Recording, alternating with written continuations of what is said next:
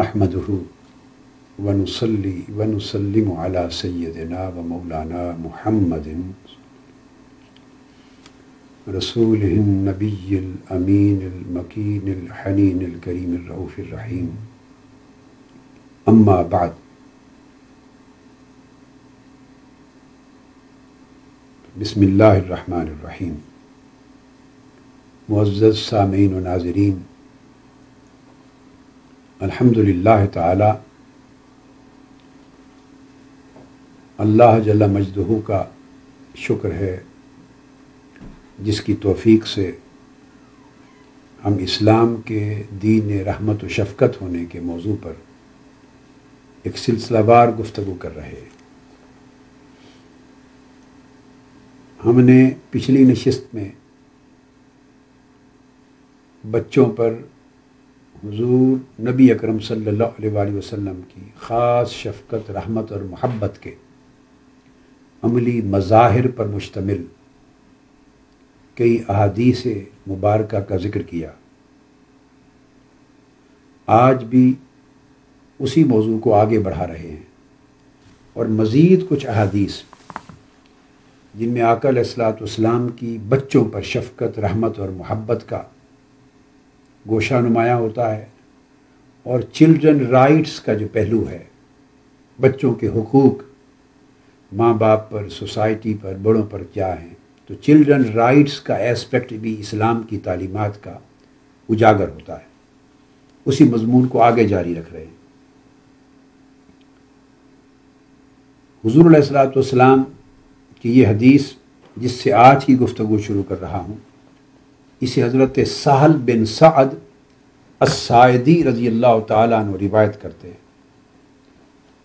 और ये हदीस सही बुखारी में है, किताबुल मुसाक़ात, और सही मुस्लिम में भी है, मुत्तफ़क़ अलैह हदीस। सहल बिन सअद अस्साइदी रज़ी अल्लाह ताला अन्हु रिवायत करते हैं कि अन्ना रसूलुल्लाह सल्लल्लाहु अलैहि वसल्लम उतिया बिशराबिन फशरिब मिन्हु। आप सल्लल्लाहु ताला अलैहि वसल्लम की खिदमत में एक मशरूब पेश किया गया, आपने उसमें से नोश फरमाया कुछ। व अन यमीनिही गुलामुन व अन यसारिही अल अशियाख। हदीस में आता है कि मजलिस में सहाबा कराम बैठे थे, आपकी दाईं जानिब एक बच्चा बैठा था और बाएं जानिब बुजुर्ग सहाबा बैठे थे। और एक रिवायत में आता है कि सैयदना सिद्दीक़ अकबर और सैयदना फ़ारूक आज़म रज़ी अल्लाह ताला अन्हु भी उसी बाएं जानिब थे, लेफ़्ट साइड में। अब आका अलैहिस्सलातु वस्सलाम ने जो आदाब बयान किए, उन आदाब में ये है कि एक तो कि पहले कोई चीज़ बड़ों को दी जाए, आदाब सिखाए हैं बच्चों के लिए भी, मगर एट द सेम टाइम आदाब मजलिस में से ये है कि जब कोई चीज़ देने लगे साहिब मजलिस तो उसकी इब्तिदा दाएं जानिब से करें, राइट साइड से करें। यह आका अलैहिस्सलाम ने सिखाया है। अब इत्तिफाक ये था कि सैयदना अबू बकर सिद्दीक़ और सैयदना फ़ारूक आज़म रज़ी अल्लाह ताला अन्हु समेत आप इन जैसे अकाबिर सहाबा अशियाख वो बाएं जानिब बैठे थे आका अलैहिस्सलाम की लेफ़्ट साइड में, और दाएं जानिब यानी राइट साइड में एक बच्चा बैठा था।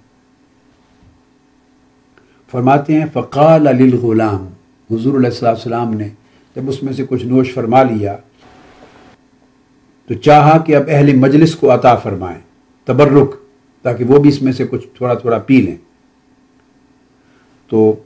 आदाब मजलिस के मुताबिक सुन्नत ये है कि दाईं तरफ से ही शुरू करना था। सो आपने बच्चे से फरमाया अतअज़नु ली अन उअतिया हाउलाई। बाईं तरफ जो अकाबिर सहाबा थे उनकी तरफ इशारा करते हुए फरमाया, उस बच्चे से पूछा कि बेटे क्या आप मुझे इजाज़त देते हैं कि मैं ये पानी जो दे रहा हूँ इसकी इब्तिदा इन बड़े बुज़ुर्गों से कर लूँ? वो जो बाईं जानिब बैठे थे कि मैं उनसे शुरू कर लूँ, राइट आपका है क्योंकि आप दाईं जानिब बैठे हैं, मगर क्या आप इजाज़त देते हैं कि मैं उनसे शुरू कर लूँ? फ़क़ाल, ये आका अलैहिस्सलातु वस्सलाम की अंदाज़ा फरमाइए کہ کتنا بڑا سبق ہے، اس پر ہم گفتگو آگے چل کے کرتے ہیں، جو حضور علیہ السلام نے اپنی اس سنت مبارکہ کے ذریعے عطا کیا۔ فقال الغلام، اس بچے نے جواب دیا، لا واللہ یا رسول اللہ صلی اللہ علیہ وسلم لا اؤثر بنصیبی منک احدا، قال فطلہ رسول اللہ صلی اللہ علیہ وسلم فی یدہ۔ امام بخاری اور امام مسلم روایت کرتے ہوئے فرماتے ہیں کہ حضرت سہل نے فرمایا کہ آقا علیہ السلام کے پوچھنے پر اس بچے نے جواب دیا، نہیں، اللہ کی قسم یا رسول اللہ صلی اللہ علیہ وسلم، یہ جو نصیب براہ راست آپ کے پینے کے بعد آپ کا تبرک، جس کو آپ کے لب مبارک چھو رہے ہیں اور آپ نے بچایا ہے، تو یہ حصہ جو میرا نصیب ہے یہ میں کبھی قربان نہیں کر سکتا کسی کے لیے، یہ میں ہی پیوں گا بس۔ قال فطلہ رسول اللہ صلی اللہ علیہ وسلم فی یدہ، تو آقا علیہ السلام نے پھر اس کے ہاتھ میں دے کر اس کی طرف کر دیا کہ ٹھیک ہے بیٹے، آپ کا حق ہے، آپ پئیں۔ تو سیدنا صدیق اکبر، سیدنا فاروق اعظم جیسے اکابر صحابہ کرام جو بائیں جانب بیٹھے تھے، آقا علیہ السلام نے بچے سے اجازت لی، بچے نے نہیں دی، یہ اس کی محبت تھی، عشق تھا کہ آقا علیہ السلام کا اور تبرک براہ راست میں حاصل کروں، تو بچے نے اپنا حق نہیں چھوڑا، تو آقا علیہ السلام نے اسی کو دے دیا۔ اسی طرح حضرت عبداللہ ابن عباس رضی اللہ تعالیٰ عنہ سے مروی ہے، آپ فرماتے ہیں قال اوتی رسول اللہ صلی اللہ علیہ وسلم بلبن وعن یمینہ ابن عباس، سیدنا عبداللہ ابن عباس اپنا فرما رہے ہیں کہ آقا علیہ السلام کی خدمت میں دودھ پیش کیا گیا، آپ نے اس میں سے کچھ نوش فرمایا، اور اس کے بعد آپ کی دائیں جانب عبداللہ ابن عباس بیٹھے تھے، وہ بچے تھے چھوٹی عمر کے بچے تھے، اور اتنے بچے تھے حالانکہ آقا علیہ السلام کا جب وصال ہوا ہے تو آپ کے وصال مبارک کے وقت بھی، حضور علیہ السلام کے وصال مبارک کے وقت ان کی عمر 10 برس تھی۔ اب صاف ظاہر ہے کہ یہ 2-3 سال 4 سال پہلے کا واقعہ ہوگا، تو اس وقت ان کی عمر 6 سال ہوگی، 7 سال ہوگی، 8 سال ہوگی، اتنے معصوم بچے تھے، کیونکہ آقا علیہ السلام کے وصال کے وقت وہ 10 سال کے تھے۔ عبداللہ ابن عباس رضی اللہ تعالیٰ عنہ معصوم بچے دائیں جانب بیٹھے ہیں، وعن یسارہ خالد بن ولید، اور آپ کی بائیں طرف حضرت خالد بن ولید بیٹھے ہیں، سپہ سالار اعظم وہ بیٹھے۔ فقال رسول اللہ صلی اللہ علیہ وسلم ابن عباس، تو آپ نے نوش فرمانے کے بعد اس دودھ میں سے حضرت عبداللہ ابن عباس سے فرمایا، اتأذن لی ان اسقی خالدہ، اے ابن عباس ہے بیٹے، کہ آپ مجھے اس بات کی اجازت دیتے ہیں کہ میں اپنے پینے کے بعد خالد بن ولید کو دے دوں، بعد میں پھر آپ لے لیں۔ جب آقا علیہ السلام نے پوچھا تو قال ابن عباس ما احب ان اوثر بسؤر رسول اللہ صلی اللہ علیہ وسلم علی نفسی احدا، یا رسول اللہ صلی اللہ علیہ وسلم، آپ کا بچا ہوا تبرک براہ راست جس برتن کو آپ کے لب مبارک لگے ہیں، وہ میں اتنی بڑی برکت کی چیز وہ میں کسی کے لیے قربان نہیں کر سکتا، وہ میں ہی پیوں گا۔ تو آقا علیہ السلام نے پھر عبداللہ ابن عباس ہی کو دے دیا۔ فاخذ ابن عباس فشارب وشارب خالد، تو عبداللہ ابن عباس رضی اللہ تعالیٰ عنہ نے وہ لے کے دودھ پیا، اس کے بعد پھر حضرت خالد بن ولید کو دیا۔ اب اس سے یہ جو دونوں حدیث میں نے بیان کی، آپ اس پر غور کریں تو ایک تو یہ پتہ چلتا ہے کہ آقا علیہ السلام کی مجالس میں یہ معمول تھا کہ بچوں کو بالکل مجالس کے وسط میں شروع میں، یعنی آقا علیہ السلام کے عین دائیں جانب، first person to sit on right side of holy prophet صلی اللہ علیہ وآلہ وسلم، یہ باز عبداللہ ابن عباس۔ تو یہ مجالس ہیں، اس میں حلقے ہوتے، قطاریں ہوتی۔ اگر بچہ پہلے آ گیا ہے اور آقا علیہ السلام سے محبت ہے، اس کی آپ کی مجلس میں بیٹھنے سے محبت ہے، آقا علیہ السلام کے قریب بیٹھنا چاہتا ہے، تو آقا علیہ السلام کی مجلس میں اس بات کی وسعت اور اجازت تھی۔ وہ معصوم چھوٹی عمر کا بچہ مثلا پیچھے نہیں ہٹا دیتے تھے کہ چلو بیٹے ذرا آگے ہو کے بیٹھ جائیں، یہاں بزرگوں کو بیٹھنے دے، نہیں، اگر وہ پہلے آ گیا اس کا حق ہے، وہ فرسٹ سیٹ پر بیٹھا ہے تو وہیں بیٹھتا۔ تو آقا علیہ السلام کی مجلس میں ابتدا میں پہلے فرد کے طور پہ بھی بچہ اگر بیٹھا ہوتا تو اسے اٹھایا نہیں جاتا تھا، پھر آقا علیہ السلام کا یہ لطف و کرم، یہ عنایت، یہ انکساری، یہ تواضع، اور پھر یہ تعلیم و تربیت کا انداز. آپ مالک ہیں، چاہتے تو ڈائریکٹلی سیدنا ابو بکر صدیق کو، سیدنا عمر کو، یا دیگر اکابر صحابہ جو بھی بیٹھے تھے، حضرت خالد بن ولید کو ڈائریکٹلی دے دیتے، مگر نہیں. آقا علیہ السلام نے اس رول کو نہیں توڑا، آداب کا جو نظام ہے، جو پرائورٹی ہے، اس کو نہیں توڑا. خود تعلیم دے رکھی ہے کہ دائیں طرف سے شروع کیا جائے. اب بچے سے اگلا آقا علیہ السلام کا عمل دیکھیے کہ بچے سے پوچھا ہے، اجازت مانگی. یہ رائٹ دیا ہے بچوں کو آقا علیہ السلام نے، چونکہ یہ ان کا حق ہے. اب حق ہے تو آقا علیہ السلام آقا امت کے، سرکار امت کے، مالک و مختار امت کے، اپنے اس منصب کی بنیاد پر اس کا حق از خود نہیں سلب کر رہے، تلف نہیں کر رہے، استثناء نہیں کر رہے کہ بڑوں کو دے دیں. نہیں، آقا علیہ السلام سمجھتے ہیں، فرما رہے ہیں، امت کو سکھا رہے ہیں کہ چونکہ اس کا رائٹ ہے اسی سے پوچھا جائے. اگر وہ خود voluntarily with free will and consent happily اگر withdraw کر لے تو پھر آپ دوسرے کو دے سکتے ہیں. اور اگر وہ کہے نہیں، جیسا کہ انہوں نے کہا لا واللہ یا رسول اللہ، میں یہ قربانی نہیں دوں گا، اگر نہ کر دے تو آقا علیہ السلام نے حکم امپلیمنٹ نہیں کیا. یہ خواہش تھی کہ بڑے کو دوں، اس کی حوصلہ افزائی، عزت افزائی کروں، مگر نہیں. جب بچے نے اجازت نہیں دی، آقا علیہ السلام رک گئے. اور پھر بچوں کی آقا علیہ السلام کے اس انداز تربیت کے نتیجے میں جو ان کی پرورش تھی، جو ان کی ڈیولپمنٹ تھی شعور کی، اور ذہانت تھی، انٹیلیجنس، اور معاملہ فہمی، اور باریکی، اور ڈیپتھ، اس کا بھی اندازہ کریں. وہ کہہ دیتے کہ دے دیں یا رسول اللہ، بے شک دے دیں، مگر انہوں نے دیکھا کہ اس وقت پیالہ کسی اور کا لب نہیں لگا. اس کو دودھ آیا ہے، آقا علیہ السلام نے نوش فرمایا، آپ کے مبارک لب لگے ہیں، اور یہ صرف آقا علیہ السلام ہی کا بچا ہوا تبرک ہے. تو یہ جو ڈائریکٹنس ہے اس برکت میں، اس بچے نے اس کو محسوس کیا تو عرض کیا یا رسول اللہ، یہ تو میں کسی اور کو نہیں دے سکتا، یہ حصہ میں ہی لوں گا. تو آقا علیہ السلام کی اس سنت سے پھر آگے یہ بھی ہوتا ہے کہ کس طرح حوصلہ افزائی آقا کی مجلس میں بچوں کی جاتی، انکریجمنٹ کس طرح کی جاتی، اور مورل انکریجمنٹ کس طرح کی جاتی، اور ان کو اپنی رائے کے اظہار کا موقع کس طرح دیا جاتا، اور اپنے اظہار کے بعد اس کا احترام کس طرح کیا جاتا. یہ بچوں کی پرورش تربیت کا رحمت اور شفقت بھرا اور حکمت بھرا انداز تھا آقا علیہ السلام کا. اس کے بعد یہ وہی عبداللہ ابن عباس رضی اللہ تعالیٰ جن کی ابھی ہم نے بات کی، اب ان سے مروی ایک اور حدیث ہے جسے امام احمد بن حنبل نے اپنی مسند میں روایت کیا ہے. عن ابن عباس رضی اللہ تعالیٰ عنہ ان رسول اللہ صلی اللہ علیہ وسلم وضع یدہ علی کتفی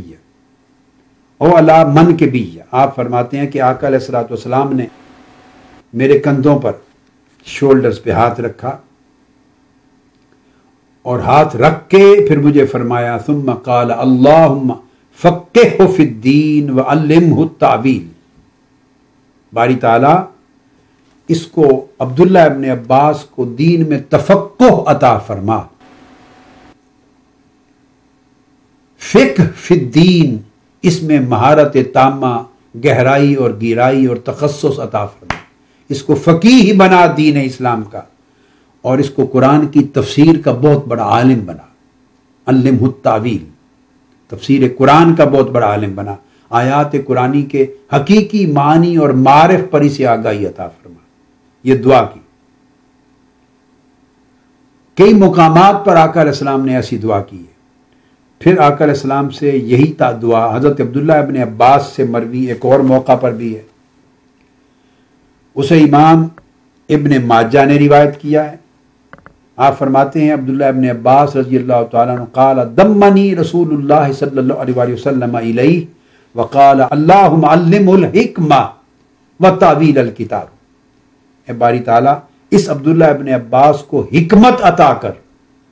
حکمت کا علم اور حکمت کا خزانہ دے، اور اسے اپنی کتاب قرآن مجید کی آیات کی تفسیر و تعویل کا علم عطا کر.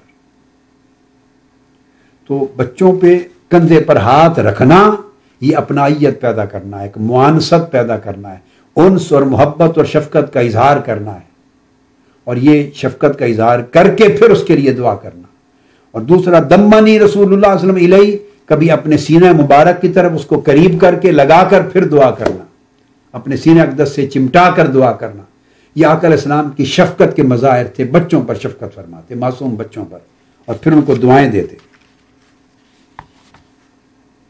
یہ دعائیں اس انداز سے دینا، یہ آپ کے امت پر اور بچوں پر لطف و احسان اور انعام کے مظاہر میں بھی ہے، اور امت کی تربیت میں سے بھی ہے کہ کس طرح بچوں سے شفقت کرنی اور ان کی تربیت کرنی۔ اور پھر آقا علیہ الصلوۃ والسلام ہمہ وقت جو دعا گوئی کا طریقہ سکھاتے ہیں،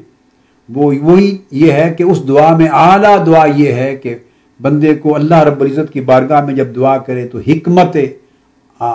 الوہی اس سے مانگے، قرآن مجید کا علم اور معرفت مانگے، دین میں تفقہ مانگے۔ وہ بچوں کو ایک تربیت بھی کی ہے کہ دعا کا اعلیٰ خزانہ کیا ہے، مانگنے کی چیز کیا ہے، کیا طلب کیا جائے، دین کا فہم مانگا جائے اللہ سے، دین کی معرفت مانگی جائے اللہ رب العزت سے، وہ تھا۔ اب اسی طرح ایک اور حدیث ہے، حضرت ثابت بن عجلان الانصاری رضی اللہ تعالیٰ عنہ روایت کرتے ہیں، اور وہ بیان کیا کرتے تھے کہ یہ کہا جاتا ہے، یعنی یہ ہمیں حکم پہنچا ہے، ہم تک تعلیم پہنچی ہے کہ ان اللہ لیرید العذاب باہل الارض فاذا سمع تعلیم الصبیان الحکمہ صرف ذلك عنہم۔ قال مروان یعنی بالحکمت القرآن۔ ثابت بن عجلان الانصاری رضی اللہ تعالیٰ نے فرمایا کہ اللہ تبارک و تعالیٰ کا یہ فرمان ہم تک پہنچا ہے کہ اللہ تعالیٰ بعض اہل زمین، لوگ جو ہیں زمین پر بسنے والے طبقات اور معاشرے، ان کی بدعمالیوں کی وجہ سے، ان کے سیاہ کرتوتوں کی وجہ سے، ان کے بعض اور گناہوں کی وجہ سے اللہ تعالیٰ ان پہ عذاب نازل کرنے کا ارادہ فرماتا ہے، انہیں عذاب دینے کا ارادہ فرماتا ہے۔ اتنے میں اللہ تعالیٰ اسی سوسائٹی میں، اسی معاشرے میں، اسی طبقے میں سنتا ہے، صبح کا وقت ہے یا عصر کا وقت ہے، صبح کا مسجد ہے یا اسکول ہے، کہ بچے حکمت کی تعلیم پا رہے ہیں اور پڑھ رہے ہیں، ان کی آواز بلند ہوتی ہے، بچوں کی پڑھنے کی آواز بلند ہوتی ہے۔ تو بچوں کو حکمت، اور حکمت سے مراد قرآن مجید اور سنت نبوی صلی اللہ علیہ وآلہ وسلم ہے، کہ بچے قرآن پڑھ رہے ہیں، حدیث رسول صلی اللہ علیہ وسلم پڑھ رہے ہیں، اور پڑھتے ہوئے قرآن اور حدیث کو پڑھتے ان کی آواز بلند ہوتی ہے۔ تو بچوں کو پڑھتے ہوئے دیکھ کر اور قرآن اور حدیث کو پڑھتے ان کی آواز کو سن کر اللہ رب العزت اس بستی کے لوگوں پر عذاب بھیجنے کا ارادہ ترک فرما دیتا ہے، اور عذاب ان سے پلٹا دیا جاتا ہے۔ اس میں اشارہ اس امر کی طرف کیا گیا ہے کہ بچوں کو تعلیم و تربیت دینے کی فضیلت کیا ہے، کیا امپورٹنس ہے ان کی ایجوکیشن کی۔ کتنا بجٹ خرچ کیا جانا چاہیے بچوں کی تعلیم پر، بچوں کا جو تعلیم کی شرح ہے وہ کتنی اونچی کی جانی چاہیے، لٹریسی ریٹ کتنا اونچا کیا جانا چاہیے۔ یہ صرف سوسائٹی کا اور امت کا دنیاوی اعتبار سے ہی بھلا ہی نہیں، بلکہ اللہ تبارک و تعالی جس سوسائٹی میں بچوں کو کتاب و سنت اور حدیث کی اور حکمت کی، دانائی کی اور ہر اس علم کی جو خیر پر مبنی ہے، شر نہیں ہے، اور جس کا بھلا اور فائدہ سوسائٹی کو پہنچتا ہے، جو اس کو تعلیم دیں گے اور جو سوسائٹی کے لوگ بچوں کی تعلیم پہ زیادہ خرچ کریں گے، زیادہ اہتمام کریں گے، اس اہتمام کے نتیجے میں اللہ تعالیٰ ان پر کئی قسموں کے عذاب بھی ٹال دیتا ہے۔